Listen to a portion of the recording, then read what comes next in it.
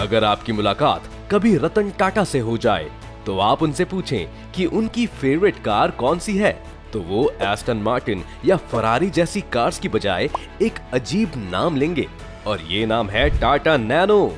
Tata nano को टाटा ने सिर्फ ज्यादा कार्स बेचने के लिए नहीं बनाया था, बल्कि इससे उनका एक इमोशनल कनेक्शन भी था। उन्होंने देखा था कि किस तरह से बच्चे मोटरसाइकिल्स पर लद लद कर यहाँ से वहाँ जाते थे, जो कि न सिर्फ रूल्स के खिलाफ था बल्कि अनसेफ भी था। इसी वजह से टाटा हर एक भारतीय को एक मोटरसाइकिल के रेट पर कार देना चाहते थे। लेकिन आज हम जानते हैं कि ये सपना पूरा नहीं हो पाया और टाटा नैनो के प्रोडक्शंस को 2018 में ही बंद कर दिया गया।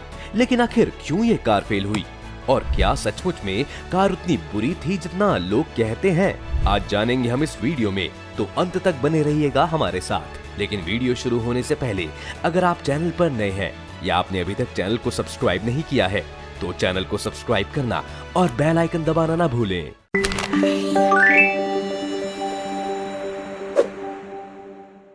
टाटा नैनो को बनाने के लिए एक बहुत सिंपल सा ब्रीफ दिया गया था। वो चाहते थे कि एक ऐसी कार बनाई जाए जो 1 लाख रुपए में मार्केट में उतारी जा सके, और ना सिर्फ वो अच्छी माइलेज दे बल्कि साथ ही साथ वो सारे सेफ्टी रेगुलेशंस को भी अच्छे से पास कर सके। टाटा ने सुजुकी ऑल्टो की सक्सेस को देखकर इस कार को भारत की अगली नेशनल कार बनाने का सपना देखा था। लेकिन इसके डिजाइन से लेकर इसकी मैन्युफैक्चरिंग तक में कई परेशानियां आई।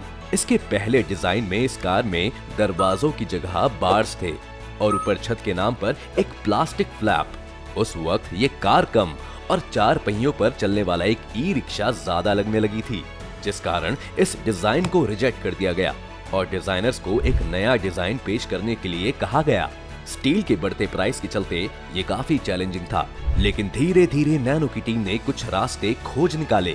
उन्होंने कार की टायर्स में 4 या 5 लग नट्स की जगह 3 लग नट्स लगाए। उसके पहियों को भी छोटा किया। इनिशियल डिजाइन्स में 2 की जगह एक ही विंडशील्ड वाइपर लगाया गया। इंजन बनाने के लिए भी एल्यूमिनियम का इस्तेमाल किया गया, जिसने कार की कॉस्ट और वेट दोनों को कुछ हद तक कम कर दिया। लेकिन इस कार में कई चीजें नहीं थी, जैसे कि पावर लॉक्स और एक डिक्की जहां लोग सामान रख पाएं। इस कार को नेशनल प्राइड से जोड़कर देखा जाने लगा और इसने मीडिया में काफी सुर्खियां बटोरनी शुरू कर दी थी, जिस वजह से कई सारे सप्लायर्स ने भी इस मिशन में अपना योगदान देने के लिए अपनी कॉस्ट को कम कर दिया। और फाइनली 2008 के न्यू दिल्ली ऑटो एक्सपो में इस कार को लॉन्च किया गया। कार में ज्यादा कुछ नहीं था। अंदर सीट्स थी, एक स्टीयरिंग व्हील था और एक speedometer. Mid level CX models में AC और पावर ब्रेक्स जैसे फीचर्स भी जोड़े गए और साथ ही से कई कलर्स में अवेलेबल कराया गया। जो लोग अफोर्ड कर सकते थे उनके लिए टाटा ने नैनो का LX मॉडल भी निकाला, जिसमें इन सभी फीचर्स के अलावा साइड डोर लॉक्स और इलेक्ट्रिक विंडोज भी थी।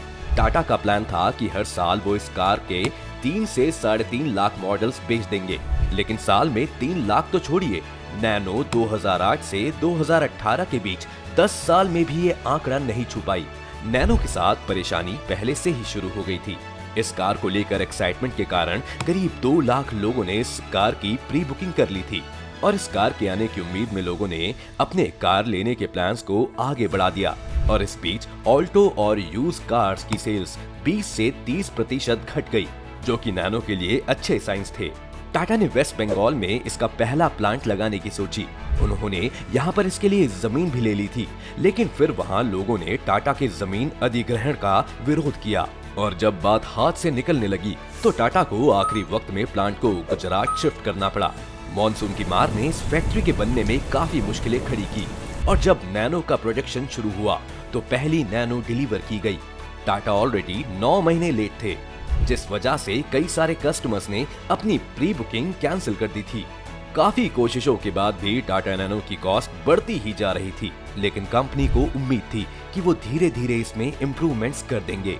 लेकिन प्रोडक्शन की कमी के कारण 2 लाख में से सिर्फ 30,000 कार ही डिलीवर की जा सकी।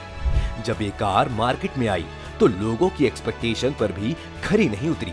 इसके छोटे साइज और मिनिमल फीचर्स ने लोगों की नजर में से एक अफोर्डेबल कार से एक सस्ती पुअर कार क्वालिटी बनाकर रख दिया था, जिस कारण इसे गरीबों की कार भी कहा जाने लगा और नैनो खरीदने वाले लोगों का भी लोग मजाक बनाने लगे। इसके अलावा भी कार्स में कई सीरियस फॉल्ट्स थे, जिस वजह से 2010 तक टाटा सिर्फ 1 लाख नैनो कार्स ही बेच पाई। इस बीच टाटा ने इसके यूरोपा कॉन्सेप्ट को यूरोप में भी लॉन्च किया, लेकिन यूरोप में 5 साल तक इस पर काम करने के बाद भी वो वहां के सेफ्टी स्टैंडर्ड्स पर खरी नहीं उतरी और उसे 0 रेटिंग्स दी गई। भारत में भी 2 जगहों से नैनो के आग लगने की शिकायत आई। हालांकि बाद में ये प्रूफ हो गया कि ये आग कार के डिजाइन के कारण नहीं, बल्कि फ्यूल लाइन में आई एक फॉल्ट के कारण लगी थी। लेकिन तब तक मीडिया ने इस खबर को काफी बड़ा बना दिया था। लोगों को आश्वासन देने के लिए टाटा ने नैनो की वारंटी को भी 18 महीने से 4 साल तक बढ़ा दिया। लेकिन परेशानियां तो अभी शुरू हुई थी। भारत की सड़कों पर ये कार अपने छोटे व्हील्स के कारण बहुत अच्छा परफॉर्म नहीं कर पा रही थी, और क्योंकि ये कार टाटा ने ज्यादातर गांव के लोगों के लिए बनाई थी, तो वहां तो सड़कों की हालात और भी खराब थी। इसकी माइलेज और फ्यूल कंजप्शन को देखते हुए एक बार इसके इलेक्ट्रिक वर्जन को भी प्रपोज किया गया, लेकिन 2010 में भारत में इतने चार्जिंग स्टेशंस ही नहीं थे कि इसे यहाँ लोग एक्सेप्ट करते। इसके अलावा इसमें लगने वाली लिथियम आयन बैटरीज भी कार की कॉस्ट को काफी बढ़ा देती थी। टाटा ने इसके बाद नैनो में कुछ मेजर इम्प्रूवमेंट्स किए और 2013 में वो इसका CNG वर्जन भी लेकर आए। इस कार की फुल टैंक माइलेज को भी बढ़ाकर 200 किलोमीटर तक कर दिया गया। लेकिन इन सब कोशिशों के बावजूद टाटा हर महीने 3 से 4 हजार कार्स ही बेच पा रही थी। इसके बाद टाटा ने नैनो का ट्विस्ट मॉडल लॉन्च किया, जिसमें 5 speed automated manual gear box add किया गया और इसे एक स्पोर्टी लुक देने की भी कोशिश की गई।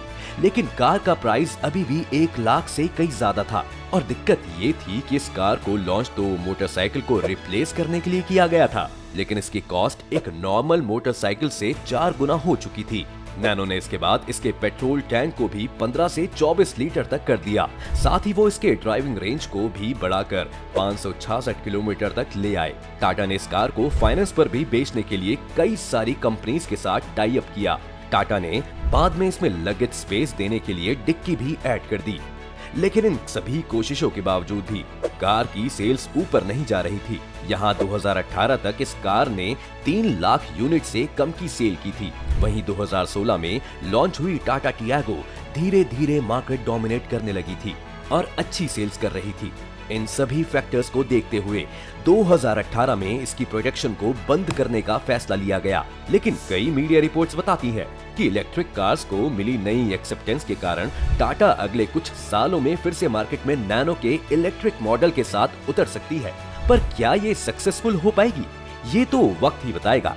आपको टाटा नैनो के बारे में क्या लगता है, और क्या आपने भी कभी इस कार का इस्तेमाल किया है? हमें कमेंट्स में जरूर बताएं। उम्मीद है ये वीडियो देखकर आपको काफी कुछ जानने को मिला होगा। अगर आपको ये वीडियो पसंद आई हो तो वीडियो को लाइक करें, और अगर आप चैनल पर नए हैं या आपने अभी तक चैनल को सब्सक्राइब नहीं किया है तो चैनल को सब्सक्राइब करना और बेल आइकन दबाना ना भूलें।